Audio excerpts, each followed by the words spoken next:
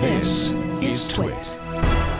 It was around August of this year that your name, Lavabit, was tied with Edward Snowden. When were you first approached by the U.S. government? I was approached in May. They actually came by my home office and dropped off a business card. And, FBI, CIA, who was it? Yeah, FBI. Two FBI agents. Standard fare for this kind of thing, as I've since come to learn. And did they, at that time, did they request information from you, or were they just saying hi? You could characterize it as just saying hi.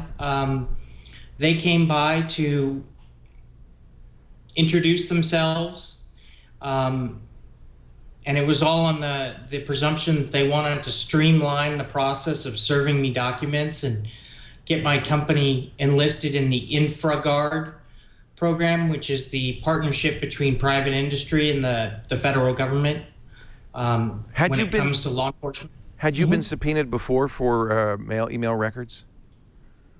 Yeah. Okay. I think it's happened about 24 times over the last 10 years from various levels of government, not just the federal, but various state governments as well. Right. And did you always comply with those subpoenas?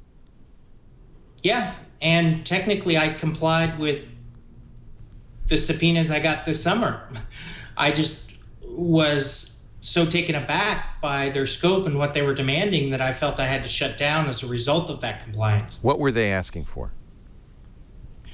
Quite simply, they were asking for my SSL keys. It's funny because that's users at home. Yeah. Yeah, that's exactly what we had hypothesized. You know, so we first became aware of this. I'd signed up for Lavabit, and then I go to Lavabit, and it says, "My fellow users, I've been forced to make a difficult decision to become complicit in crimes against the American people or walk away from nearly 10 years of hard work by shutting down Lavabit." And Steve Gibson and I thought a little bit, and Steve said, you're not going to refuse a subpoena for information, but you may want to shut down if what they ask you for is in effect an ongoing wiretap of traffic going in and out of Lavabit. And that's what they're asking for when they ask for the SSL keys, isn't it? Yeah. I mean, you hit upon the key point. This was information that didn't belong to a specific user. It belonged to the business. And these keys were responsible for protecting the communications of all the users coming in and out of the network, including email content, passwords, credit card numbers. Even the administrative tools were protected by these SSL keys. So it was one of these things where if I had continued to operate the service once those keys had been compromised, I would have been leaving the door wide open for the FBI to do whatever they wanted with the network.